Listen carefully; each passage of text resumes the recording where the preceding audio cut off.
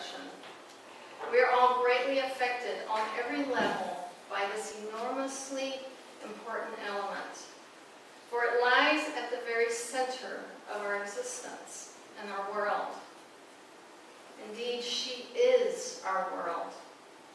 For the earth we live on is the very personification of the Great Mother, and it is readily apparent that we have not yet learned how to relate to her properly.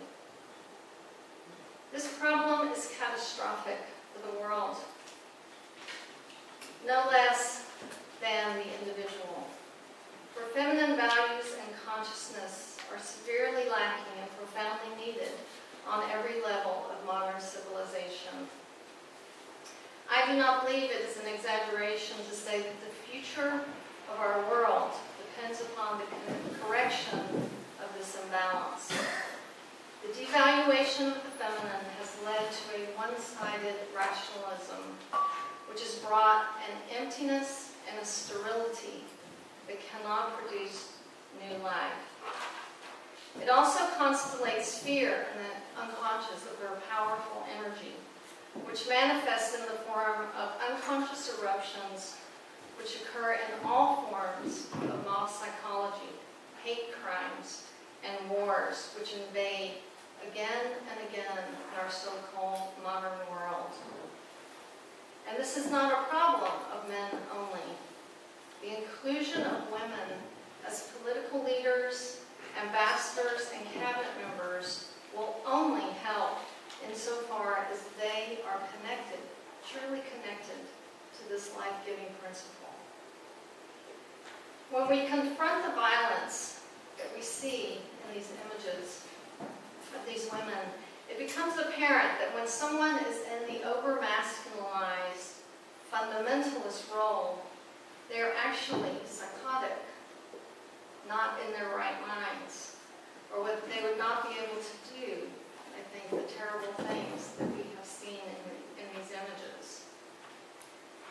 So one way of looking at the fundamentalist is that this part lives mostly out of the psychotic part of the personality.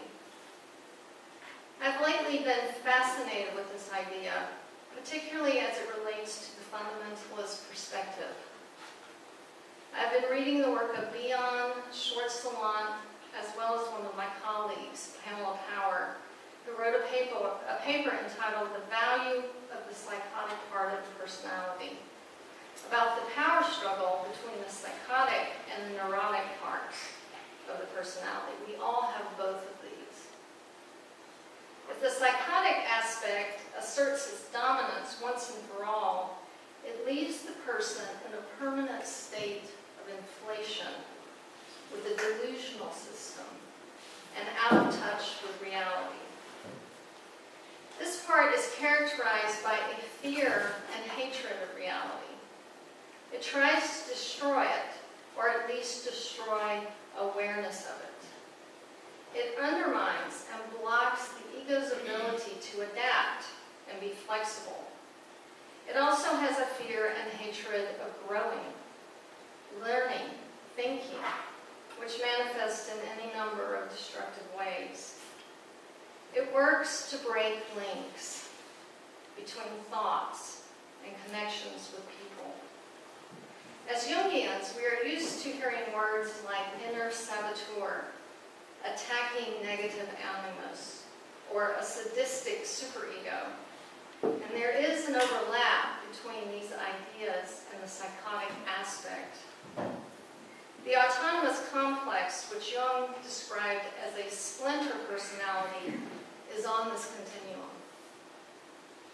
Remember, Tim talked about this at the last lecture. And even though the term psychotic automatically makes us think pathological, it is not my intention to imply a diagnosis here or a value judgment. I'm using it as a descriptive term, which gives this phenomenon specificity and gravity. Now, this does not mean that the person living out of this part or dominated by it is literally mad or psychotic. Nathan Schwartz-Salant calls it the mad part of an otherwise sane person. When one sees this part, one gets a feeling of the bizarre. Like when you hear someone talking on Fox News, and you can hardly believe what they just said, and words like maniacal lunatic come to mind. It really is a strangeness, an otherness that can feel odd and uncanny, as though they are living in some other reality. Or maybe it's a non-reality. This part of the personality is inflexible, it is grandiose and delusional. It tends toward paranoia, hypersensitivity, and extremism. It opposes life, movement, and expansion. And it corresponds with what Dr. Freud called the death wish. We could say that it is anti-life, anti-change, anti-individuation, and we could even say anti-Christ. And in these cases, the death wish is projected out into the outer world, as in the images that we saw. It is, however, something that is reflected and projected from the inner world. It has to be inside to be projected out. And it is at the same time destructive in the inner world, since to enact such devastation on another human being is a violation of the life principle within. Now, I suspect that most of us do not think we have a psychotic part. But if we think about Jung's theory of opposites, we can see that we all have it. If we have an urge toward life, then we must also have the converse, the urge toward death.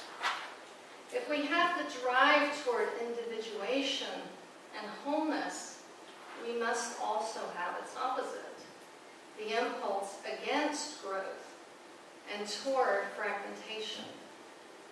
This is the psychotic part of otherwise sane people. Have you ever been so angry that you wanted to kill someone? How about just wishing they were dead? Did you ever feel like destroying someone verbally? Or maybe destroying your ex-spouse in court? Do you ever feel so much hatred for someone that you wish something terrible would happen to him? Or maybe you purposely said something to hurt someone because they deserved it, and then you blamed it on them? You know, you never would have done it or said it if they hadn't done whatever it was. It is actually not so hard to see the psychotic part in other people, particularly those we consider as fundamentalists, opposed to change, fused with the need for power, even sociopathic in its need to triumph. In case you are still doubtful, let me give you a personal example. This doesn't mean your psychotic part would show up like this, because it manifests in a lot of different ways for different people, and it depends really on your personality structure. But for myself, all I really have to do to feel crazy these days is to listen to a Republican talk like this. I'm not saying all Republicans talk like this, but this guy happens to be one. This is Philip Kaiser.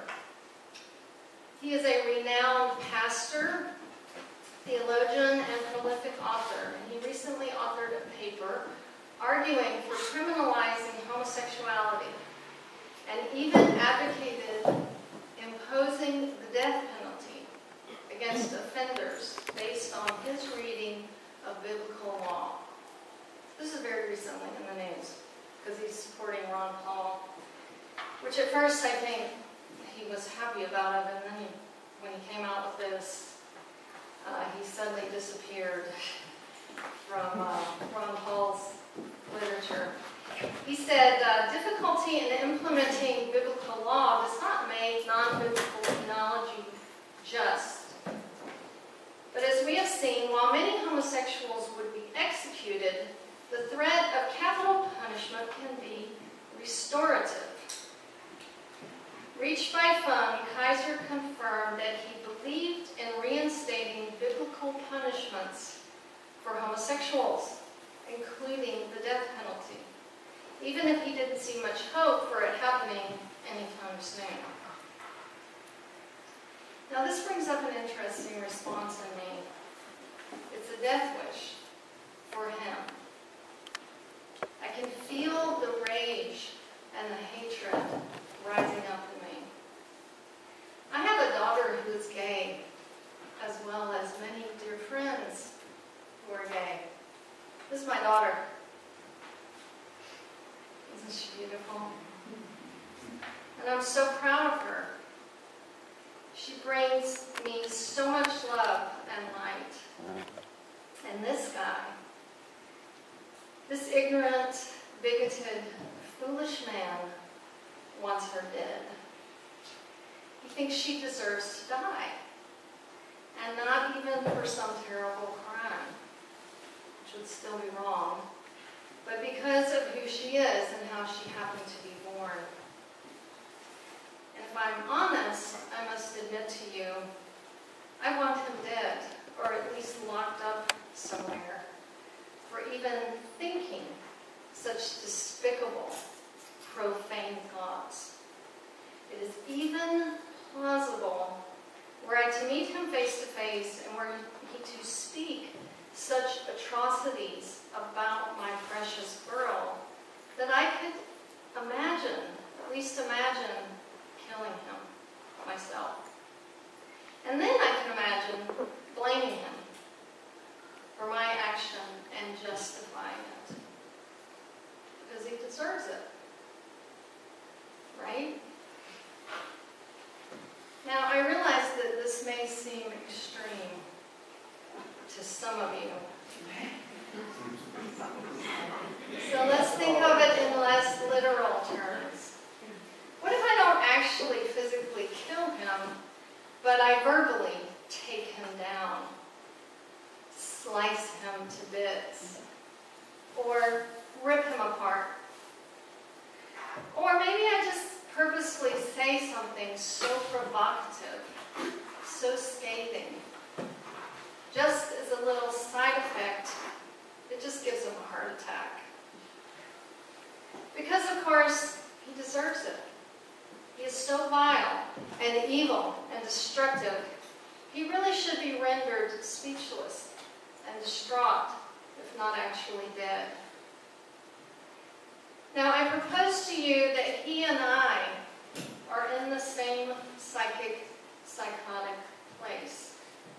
I am now in my own murderous, vengeful rage, my psychotic part, under the control of my own inner fundamentalist.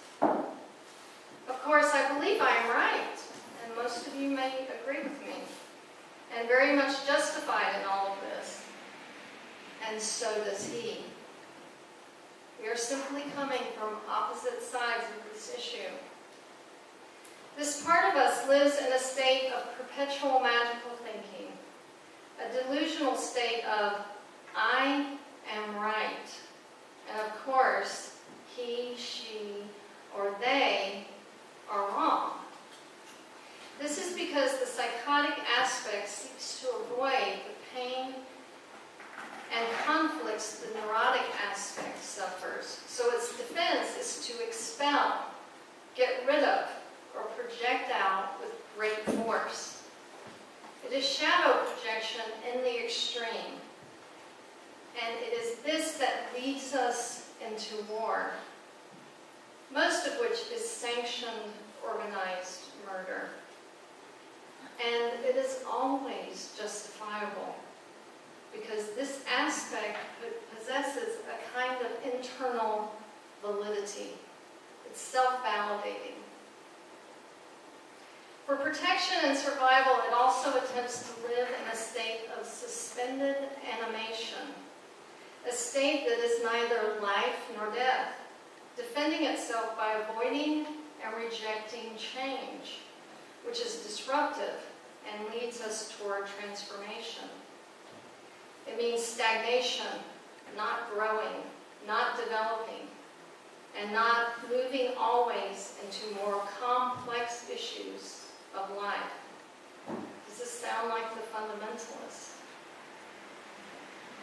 But we must be careful, because though it can be, and often is, destructive and dangerous, it is not entirely destructive. Its close connection to issues of survival is valuable.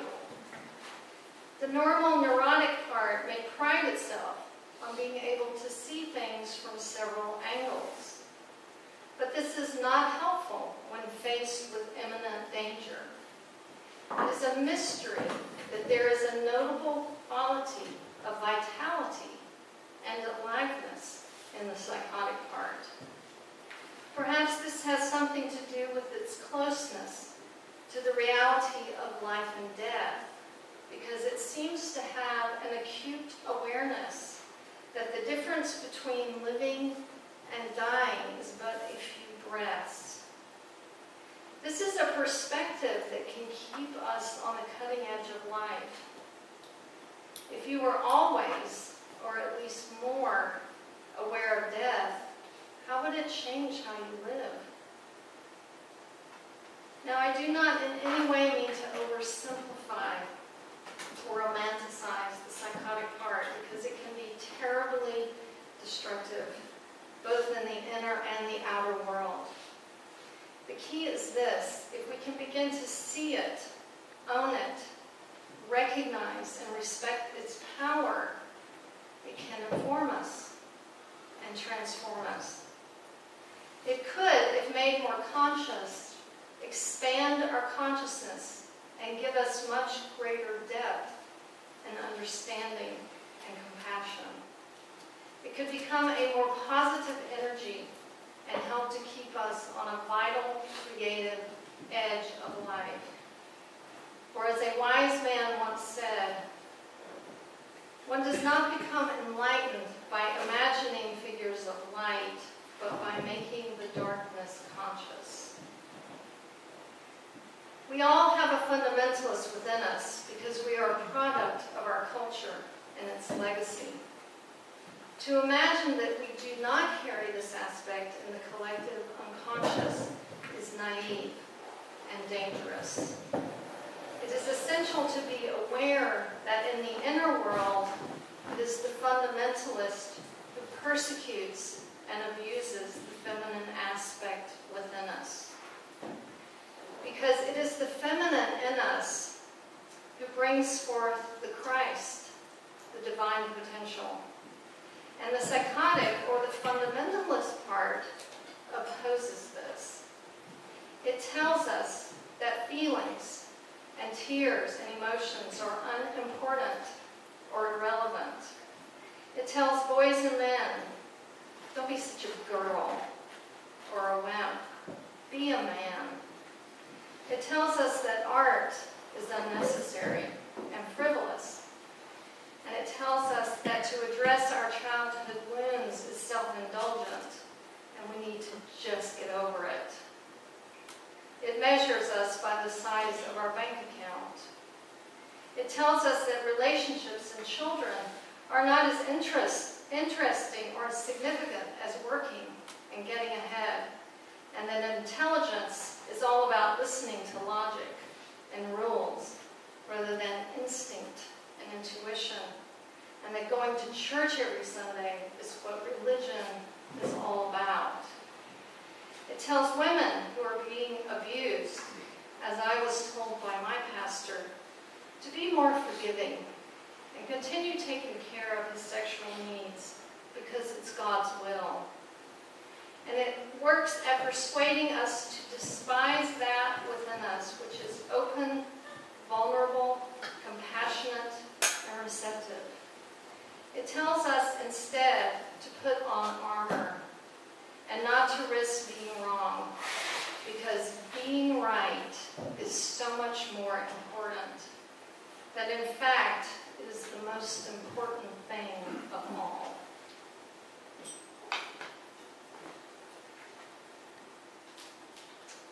So